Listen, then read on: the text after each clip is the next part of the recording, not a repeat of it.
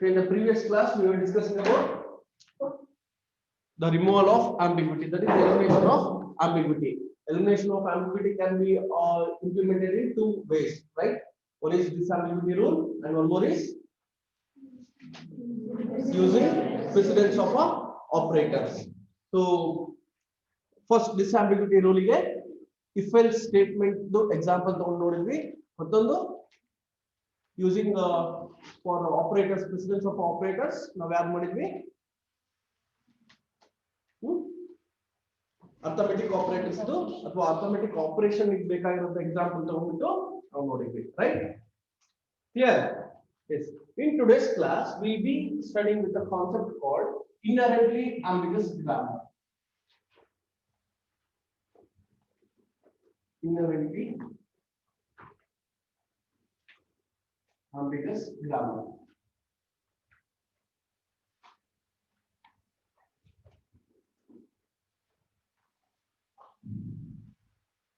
inherently ambiguous grammar. What do you mean by inherently ambiguous grammar? Ambiguous grammar ಅಂತ ನೋಡಿದ್ರಾ right? So for any ambiguous grammar you can easily remove the ambiguity. Yes? So inherently ambiguous grammar is a type of a grammar for which you have a string for any language where you are not possible to remove the ambiguity of that particular grammar. For example, let us assume there is a grammar G. Let us assume there is a grammar G.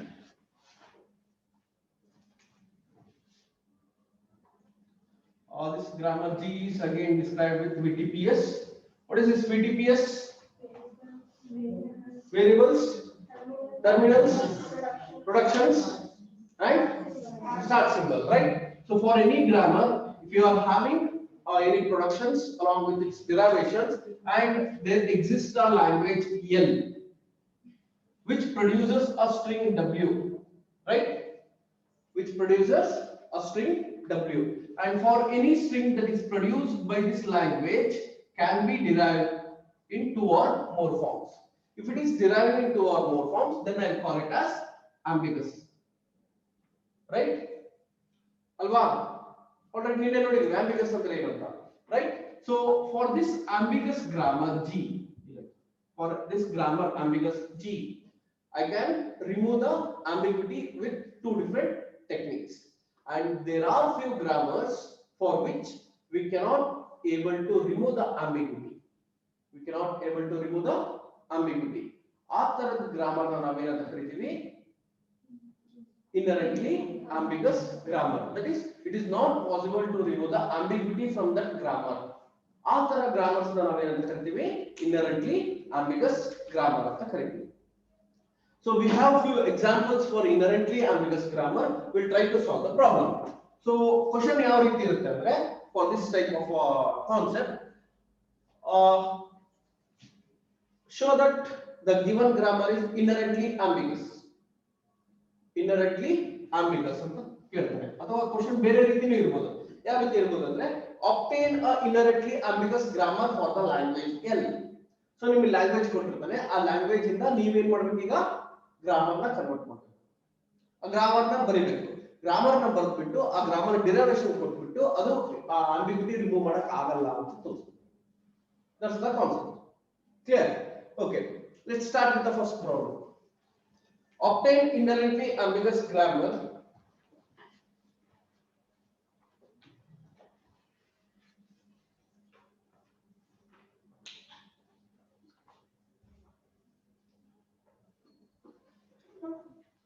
obtain inherently ambiguous grammar for a language L, for a language L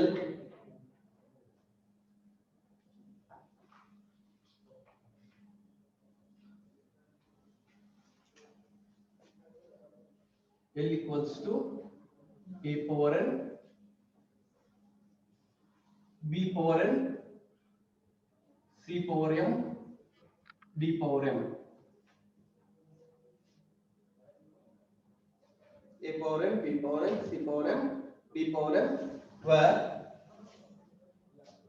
m is greater than or equal to 1, and n is greater than or equal to 1,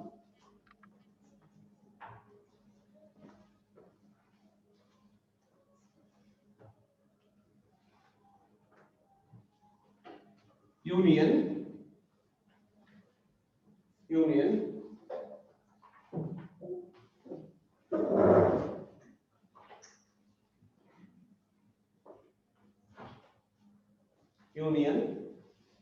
L equals to ಕಾಣಿಸ್ತಾ ಇಲ್ವಲ್ಲ ಇದು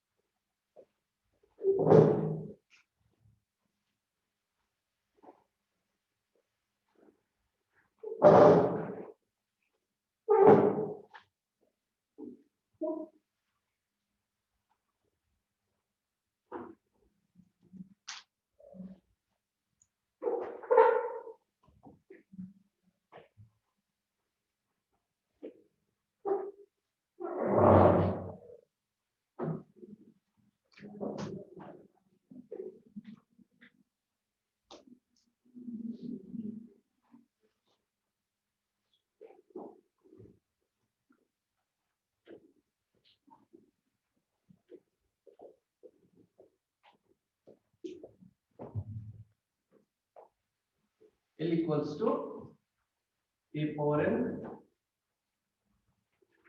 b power n c power m where m is greater than or equal to 1 and n is greater than or equal to 1 union. This is union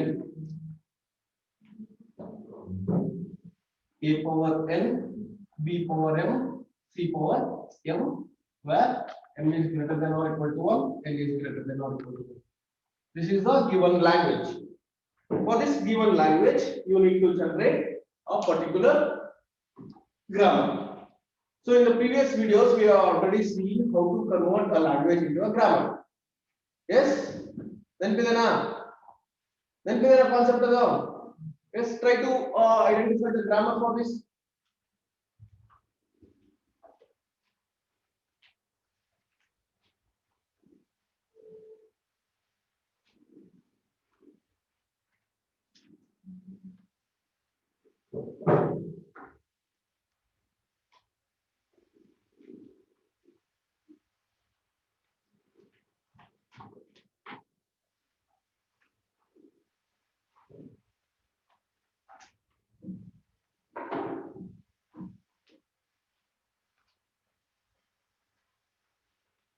Right?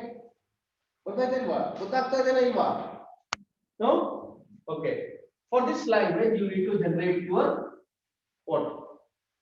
Grammar. Right? So how to convert a language into a grammar? Innocently repeat my explanation. Just concentrate over here. So let me take what is the given thing here? Language given is a power n, b power m, c power m, and one more language given is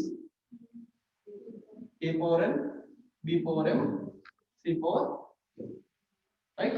So let me consider this as a language 1 and let me consider this as a language 2. Right? So here n is greater than or equal to 1 and m is greater than or equal to 1 ಎರಡಕ್ಕೂ same ಇದೆ ಏನು problem ಇಲ್ಲ. So ಈ language ಅಲ್ಲಿ how many numbers of a's and b should be there and how many numbers of c should be there? So a power n and b power n ಅಂದ್ರೆ n value 1 ಅಂತ ಇದ್ದಾಗ a ಒಂದೇ ಇರಬೇಕು b ಒಂದೇ ಇರಬೇಕಲ್ವಾ ಹೌದಾನೆ right ಹಂಗ ಬರಿಬೋದಲ್ವಾ ನಾನು. So ಈ ಎರಡನ್ನೂ ನಾನು ಕಂಬೈನ್ ಮಾಡಿ ಒಂದು ನಾನ್ ಟರ್ಮಿನಲ್ ಕನ್ವರ್ಟ್ ಮಾಡ್ತೀನಿ a ಅಂತ ಬರಿಬೋದಾ. ಸೊ ನನಗೆ ಉಳಿದಿದ್ದು ಇದು c can be 0 or c can be any number but it's apart from ab alwa, it's apart from ab. Hence I can write this C as one more variable called as B. B can be anything or any number and A can be any number. A but ಎರಡು equal ಆಗಿರಬೇಕು because to the power n ಇದೆ. n2 ಇದ್ರೆ A ಕೂಡ 2 ಇರಬೇಕು B ಕೂಡ 2 ಇರಬೇಕು. ಹೌದಲ್ವಾ? ಹೌದಾನೆ? ಅದೇ ತರ ಇಲ್ಲಿ ಬರೋಣ. ಇಲ್ಲಿ ಬರೆದಾಗ ಏನಾಗುತ್ತೆ ಈಗ? ಇಲ್ಲಿ ಬಂದಾಗ ಏನಾಗುತ್ತೆ ಈಗ? A ಏನಾಗುತ್ತೆ? C ಅಂತ ತಗೊಂಡ್ಬಿಡಿ. ಇವು ಎರಡು ಸೇರಿ ಒಂದಾಗುತ್ತಾನೆ ಈಗ because both are having same power. Both are having same power. Hence the number of times the B and C should be there equal. ಹೌದಲ್ವಾ? Right? Then I can write it as D. ಹೌದಾನೆ? So ಇದಿಷ್ಟು ನಮಗೆ analyse ಆದ್ರೆ ನಿಮ್ಮ grammar ನಿಮಗೆ ಬಂದಿದೆ. ನಿಮ್ಮ grammar ನಿಮಗೆ ಬಂದಿದೆ. So A ಏನಿರಬೇಕು? What should be the derivation of A? It can be AB or it can be AABB or it can be AAABBB ಅಲ್ವಾ? ಸೊ ಇದಿಷ್ಟು ಇರಬಹುದಾ? ಇದಿಷ್ಟು? ಎಸ್, ಈ ತರ ಇರ್ಬೇಕು ತಾನೆ ನನಗೆ, right? And it is always a palindrome ತರ ಕಾಣಿಸ್ತಾ ಇದೆ ನನಗೆ. ಸೊ ಸಾರಿ, ಪ್ಯಾಲಿಂಡ್ರೋಮ್ ಅಲ್ಲ, ರಿವರ್ಸ್ ನೀವು ಹೆಂಗೆ ಮಾಡಿದ್ರು ಬರ್ತಾ ಇದೆ. ಈ ಕಡೆಯಿಂದ ನಂಬರ್ ಆಫ್ ಎಸ್, ಈ ಕಡೆಯಿಂದ ನಂಬರ್ ಆಫ್ ಬಿಸ್. ನೀವು ಉಲ್ಟಾ ಬಂದ್ರು ಸೇಮ್ ನಂಬರ್, ಉಲ್ಟಾ ಬಂದ್ರು ಸೇಮ್ ನಂಬರ್ ಸಿಗುತ್ತೆ, ಚೇಂಜ್ ಆಗಲ್ಲ. ಸೊ ಅದಕ್ಕೆ ಆಲ್ರೆಡಿ ನಾವು ಒಂದು ಎಕ್ಸಾಂಪಲ್ ಅಲ್ಲಿ ನೋಡಿದೀವಿ. ಏನ್ ಬರ್ತಿದೀವಿ? A B. ಸೊ ಎ ಮತ್ತೆ ಬಿ ಬೇಕು. ಇನ್ ಬಿಟ್ವೀನ್ ನಮಗೆ ಎನಿ ನಂಬರ್ ಆಫ್ ಎಸ್ ಮತ್ತೆ ಬಿಸ್ ಬೇಕಲ್ವಾ ಇಲ್ಲಿ? ಸೊ ಇದನ್ನ ನಾನು ಏನಂತ ಬರೀತೀನಿ? ಎ ಬಿಸ್ ಬರೆಯಲ್ಲ, ಎ ಅಂತ ಇನ್ ಬಿಟ್ವೀನ್. ಸೊ ಮತ್ತೆ ನನಗೆ ಎ ಬಿ 2 ಟೈಮ್ಸ್ ಬೇಕು ಅಂದ್ರೆ ಇಲ್ಲಿ ಮತ್ತೆ ಎ ಬಿ ಅಂತ ಹಾಕಂತೀನಿ ನಾನು, right? For example I need to derive a B B ಅಂತ ಅನ್ಕೊಳ್ಳೋಣ. ಸೊ ಇದರಿಂದ ಈ ಡಿರೈವೇಶನ್ ಇಂದ ಫಸ್ಟ್ ಎ ಬಿ ಅಂತ ತಗೊಂತೀನಿ, ಮತ್ತೆ ನನಗೆ ಎ ಬಿ ಇದೆ. ಸೊ ಈ ಏನ್ ಮಾಡ್ತೀನಿ ನಾನು? ಮತ್ತೆ ಡಿರೈವ್ ಮಾಡ್ತೀನಿ, ಬಂತ ಡಿರೈವೇಶನ್. ಬಟ್ ಈ ಎ ಹೋಗ್ಬೇಕಲ್ವ ನನಗೆ? ಈ ಎ ನನ್ ಖಾಲಿ ಆಗ್ಬೇಕು ಈಗ. ಅದಕ್ಕೆ ಏನ್ ಮಾಡ್ತೀನಿ? Epsilon.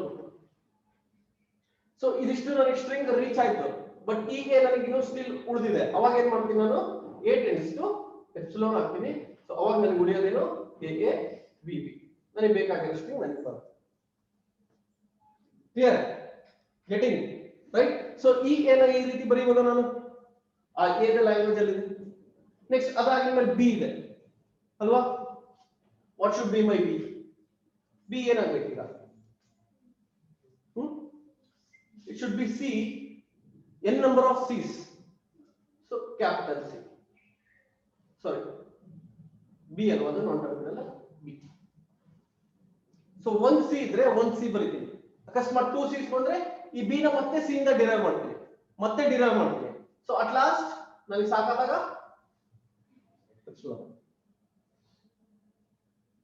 Clear? So A B ಗೆ ನಾವು ಈ ತರ ಡಿರೈವೇಶನ್ ಮಾಡಿದ್ರೆ ಸಿ ಡಿ ಗೂ ನಾವು ಬರೀಬಹುದಲ್ವಾ? ಬರೀ ನೋಡೋಣ. ಈ ಎ ಬಿ ನಾನು ಬರ್ದು ತೋರಿಸಿದ್ದೀನಿ, ಸಿ ಡಿ ನೀವು ಬರೀ ಏನ್ ಬರ್ಬೋದು? ಸಿ ಗೆ ಯಾವ ತರ ಪ್ರೊಡಕ್ಷನ್ ಬರುತ್ತೆ, ಡಿ ಗೆ ಯಾವ ತರ ಪ್ರೊಡಕ್ಷನ್ ಬರುತ್ತೆ?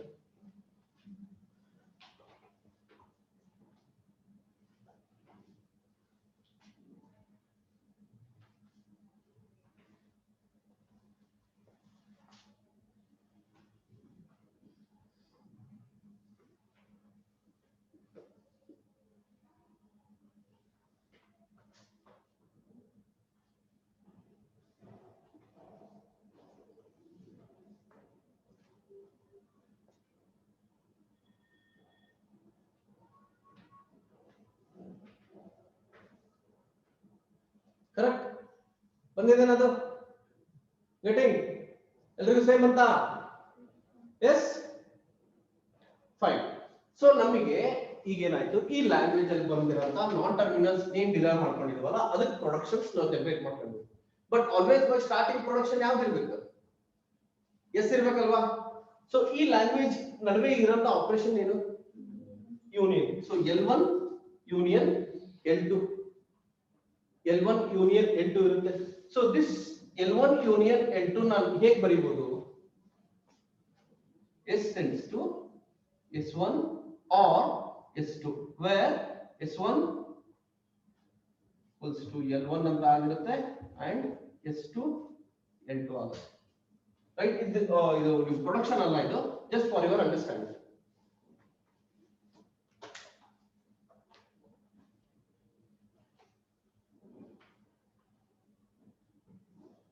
Right, S tends to S1 and S or S tends to S2. So S1 ಏನಿದು L1 ತಾನೆ, L1 ಗೆ ಬಂದಿರೋದೇ ನನಗೆ ಪ್ರೊಡಕ್ಷನ್ AB. ಸೊ ಇದ್ರ ಮೇಲ್ಗಡೆ ನಾನು ಏನು ಪ್ರೊಡಕ್ಷನ್ ಜನರೇಟ್ ಮಾಡಬಹುದು, S tends to AB or S tends to S2 ಅಲ್ವಾ, S2 ಗೆ ಏನು ಬಂದಿರೋದೇ production CD, S tends to CD. So if you select any of these things, you can use any of the productions over here. Already production generate ಮಾಡಿದೀವಿ ನಾವು ಅಲ್ವಾ. Clear? ಈ grammar from a given language, how to generate a grammar ಅನ್ನೋ idea ಸಿಗ್ತಾ ನಿಮಗೆ ಈಗ. Yes, clear with this? Copy complete steps in detail. First ಏನಾಗುತ್ತೆ, second ಏನಾಗುತ್ತೆ, ಥರ್ಡ್ ಏನಾಗುತ್ತೆ, ಅದ್ರ ಸ್ಟೆಪ್ ಪ್ರಕಾರ ನೀವು ನಿಮಗೆ ಅರ್ಥ ಆಗಂಗೆ ಬರ್ತದೆ. ಈಗ ಅರ್ಥ ಆಯ್ತಲ್ವಾ ಇದು? Yes, clear with this concept? So this particular, wait, complete ಮಾಡ್ಬಿಡೋಣ. This particular grammar or this particular grammar what we have generated from the language is this. Now we need to show that this particular grammar is what? Inherently ambiguous. Inherently ambiguous ಅಂದ್ರೆ ಏನಂತ? Cannot remove the ambiguity from this grammar. So this grammar what you have generated, take the minimum string. Take the minimum string. So I consider a minimum string called as ABCD. ABCD generate ಮಾಡಬಹುದಾ ನಾವು ಈ string ಇಂದ, ಈ grammar ಇಂದ ಮಾಡಬಹುದಾ? ಇಲ್ಲ ಹೇಳ್ರಿ, ಮಾಡಬಹುದಾ? ಟ್ರೈ ಮಾಡಿ. ABCD ಡಿರೈವ್ ಮಾಡ್ತಾ ಹೋಗ್ರಿ. First S tends to AB ತಗೊಳ್ಳೋಣ, ತಗೋಬೋದಾ AB? ಓಕೆ, ಆಮೇಲೆ A ಹೇಗೆ ಡಿರೈವ್ ಮಾಡಬಹುದು? A can be derived as AAB ನಾ, ಕರೆಕ್ಟಾ? EB ಹಾಗೆ ಉಳಿಯುತ್ತೆ. ರೈಟ್, ನೆಕ್ಸ್ಟ್ EA ನ ಏನು ಮಾಡಿ ಎಪ್ಸಿಲಾನ್ ಹಾಕ್ತೀನಿ, A tends to epsilon, AB B ಹಾಗೆ ಉಳಿಯುತ್ತೆ. ನೆಕ್ಸ್ಟ್ ಏನು ತಗೋಬಹುದು? AB CB ಅಂತ ತಗೋಬೋದಾ?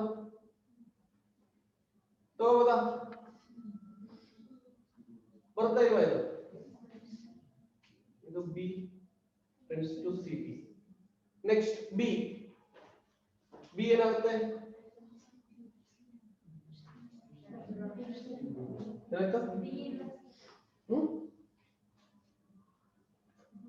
ಹೇಳ್ರಿ, ನಾನು ನಿಮ್ ಜೊತೆ ಟ್ರೈ ಮಾಡ್ತಾ ಇರೋದು, ಮುಂಚೆ ನಾನು ಟ್ರೈ ಮಾಡಿಲ್ಲ ಇದನ್ನ. ಬಿ ಡಿ ಇಲ್ಲ, ಡಿ ಬರೋ ಹಾಗೆ ಮಾಡ್ಬೇಕು.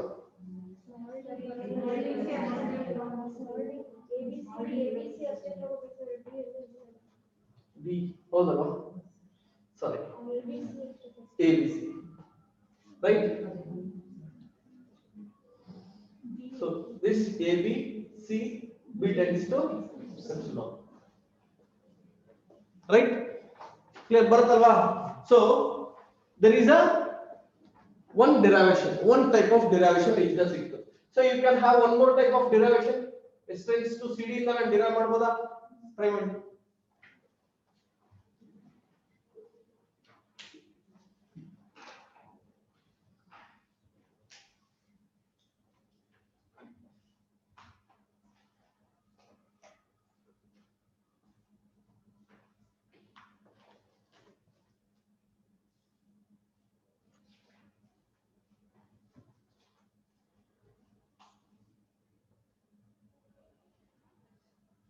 ಬರುತ್ತಾ?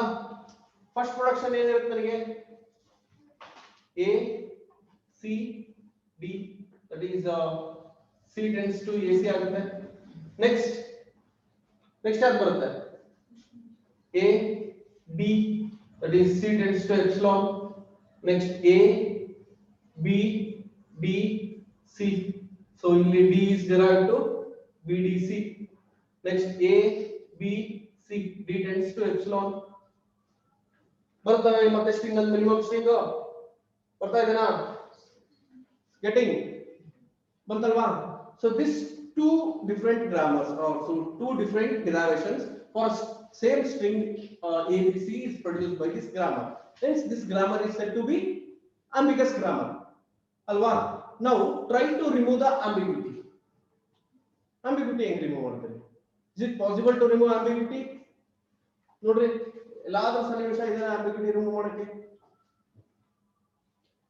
ಎರಡು ರೂಲ್ಸ್ ಇದೆ ಒಂದು ಡಿಸ್ಅಂಬಿಗ್ಯೂಟಿ ರೂಲ್ ಸೊ ಡಿಸ್ಅಂಬಿಗ್ಯೂಟಿ ರೂಲ್ ಅಲ್ಲಿ ನನಗೆ ಏನಾಗುತ್ತೆ ಡ್ಯಾಂಗ್ಲಿಂಗ್ ಎಲ್ಸ್ ಕಂಡೀಷನ್ ಜನರೇಟ್ ಆಗಬೇಕು ಇಲ್ಲಿ ಆ ತರ ಜನರೇಷನ್ ಎಲ್ಲಾದ್ರೂ ಆಗುತ್ತಾ not possible next operator precedence ನನ್ನ ಗ್ರಾಮರ್ ಅಲ್ಲಿ ಆಪರೇಟರ್ಸ್ ಇಲ್ಲ right hence this grammar cannot remove your ambiguity hence this type of grammars are called as what inherently ambiguous grammar clear so ಈಗ ನಾನು ಏನು ಹೇಳಿದ್ನಲ್ಲ ಅದನ್ನ ಲಾಸ್ಟ್ ಕನ್ಕ್ಲೂಷನ್ ಅಲ್ಲಿ ಬರಿಬೇಕು ಇದಿಷ್ಟು ಆರ್ಗ್ಯುಮೆಂಟ್ ರೈಟ್ ಅರ್ಥ ಆಯ್ತಾ okay this is inherently ambiguous grammar